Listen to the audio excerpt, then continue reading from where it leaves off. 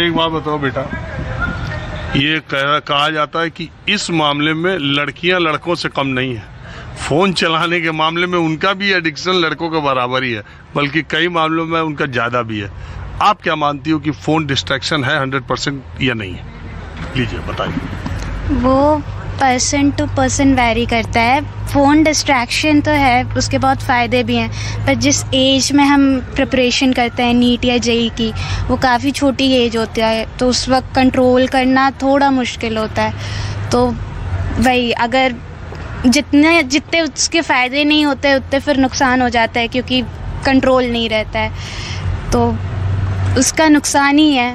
At least जब हम preparation कर रहे हैं जेई या नीट की, तो हाँ सही बात है। फ़ोन और डॉक्टर क्यों बनना चाह रही थी? डॉक्टर नहीं, ऑब्वियसली, मतलब अगर पैसा तो किसी भी प्रोफेशन से आ जाएगा। चाहती तो सबसे ज़्यादा डॉक्टरी में है। स्टार्टअप वगैरह, बिजनेस वगैरह, जितना मेहनत डॉक्टर बनने में है, जितना मैं टाइम इनपुट वहाँ डालती हूँ, उतना टाइम इनपुट में कहीं पे भी डालूंगी तो उतना आउटपुट। लेकिन एक बात है, मैं ईमानदारी, सबसे कठिन पढ़ाई वैसे डॉक्टरी की है। वही तो, जितना टाइम इनपुट मैं वहाँ डालती हूँ उतना टाइम इनपुट मैं कहीं पे भी डालूंगी तो उससे ज़्यादा ही बल्कि आ सकता है। तो वही, डॉक्टर का प्रोफेशन इन जनरल बहुत अच्छा है, और वही उन्हें भगवान का दर्जा मिला है, तो ट्राई देखिए हमारी तो, हाँ हेलो भैया, ये जो हम लोग यहाँ बैठे हैं सीढ़ी पर, ये वो बच्चे हैं जो नीट में अच्छा करके, अच्छा स्कोर करके दोबारा आए हैं, और एनटीए की आंसर सीट में इनका 620, 25, 30 से ऊपर वाले सब बच्चे हैं। आप अभी झोला झंकड़ लेके आ रहे हैं, आप भी, फिर आपका क्या मामला है जरा बताइए। वही है, रीनीट का फिर से, इससे रीनीट होगा फिर से, एग्ज़ाम तो कैंसिल हो गया। अब कहाँ से आ रहे हैं? अभी तो यहीं पे बिहार से ऐसे हैं, अभी दिल्ली पे ही थे, तो अभी वहीं से आ रहे हैं तो यहाँ आपने तैयारी की थी जी। कि आपका कितना आंसर आ रहा था? मेरा 450 था, कम ही था मेरा तो, बट मतलब सही था यहाँ का माहौल। मतलब अरे यहाँ का माहौल छोड़ो, आपका परफॉर्मेंस का बात हम पूछ रहे हैं। मतलब और सेटिस्फैक्ट्री था, जितनी मेहनत मैंने की थी उसके मुताबिक सही थी। और नीट के रद्द होने से बहुत ख़राब हुआ, मतलब नहीं होना चाहिए था वो।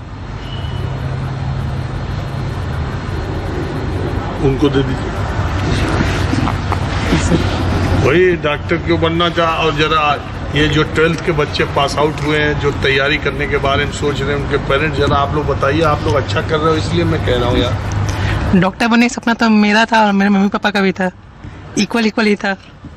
तो मम्मी पापा ने सपोर्ट किया तो मैं बनने का सोचा, मेरे अंदर भी कॉन्फिडेंस आया कि मैं डॉक्टर बन सकता हूँ, तो इसलिए आया यहाँ। और यहाँ का ये है कि फ़ोन अलाउ नहीं है, फ़ोन बहुत डिस्ट्रैक्शन होता है। 1 घंटे का लेक्चर है, उसे हम लोग 4 घंटे में कंप्लीट करते हैं, जिसमें बीच में इंस्टा भी चल जाता है, व्हाट्सएप भी चल जाता है, यूट्यूब भी चल जाता है, सब चीज़ चल जाता है उसी बीच में। इसलिए ना तो लेक्चर ही पढ़ा रह जाता है, या तो पढ़ाई नहीं हो पाता है, कुछ तो हो ही नहीं पाता है। इसलिए यहाँ आने का यही प्रॉफिट है कि मोबाइल से दूर हो जाओ, आराम से पढ़ो, कोई भी दिक्कत हो तो सर से डायरेक्ट इंटरेक्ट करो, और अपना जो है सर करो यहीं पर पढ़ाई। बट वही, अब एक रूम में बंद होकर पढ़ना वो भी कंफर्टेबल नहीं है। इतना डिप्रेशन हो जाता है एक रूम में बैठ के पढ़ना कि अपने आप को सफोकेट फील करने लगते हैं। एकदम लगता है कि क्या करे क्या नहीं, ना नंबर आ रहा है ना कुछ हो रहा है। और यहाँ टीचर लोग से बात करने के बाद लगता भी है कि चलो मोटिवेट भी कर देते हैं सर लोग कि चलो यार ठीक है, अब तो आगे बढ़ ही सकते हो कैसे भी करके।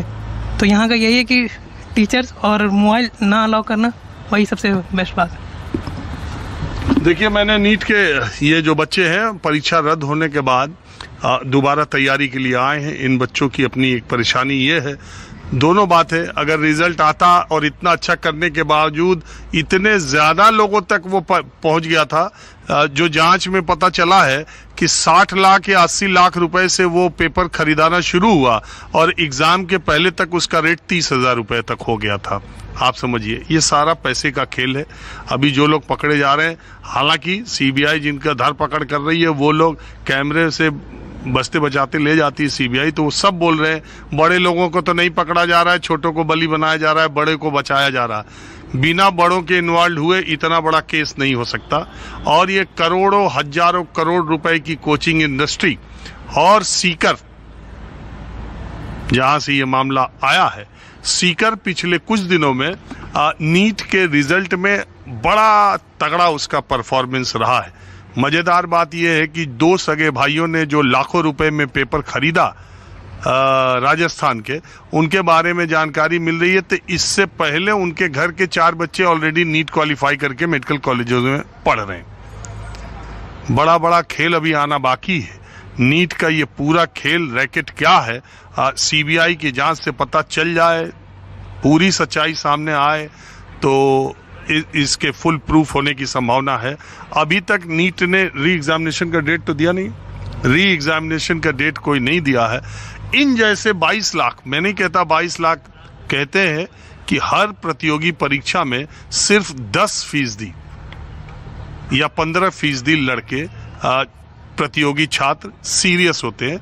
80-85% में असली कंपटीशन 15-20% छात्रों में होता है। तो ये जो बच्चे हैं ये उन्हीं 20% छात्रों में हैं जो पिछले परीक्षा पत्र में बहुत अच्छा कर जाते, लेकिन अब फिर इनके आंखों के सामने एक नई चुनौती और एक नई उम्मीद और एक नया आंखों के सामने एक अंधेरा भी है। ये समझ नहीं पा रहे हैं कि क्या हो क्या नहीं हो, क्योंकि ये सामान्य या आसान बात नहीं है कि इस जैसे अखिल भारतीय प्रतियोगी परीक्षा को एक बार आप अच्छा कर लें तो दोबारा भी अच्छा कर सकते हैं। लेकिन वही बात है, इन बच्चों के सामने मैं एक शेर के साथ अपनी बात खत्म करता हूँ। पीछे मत देख न शामिल हो गुनहगारों में, सामने देख कि तेरी मंजिल है तारों में। कैमरामैन संजय सिंह के साथ राजीव रंजन, न्यूज़ 24, ग्रेटर नोएडा।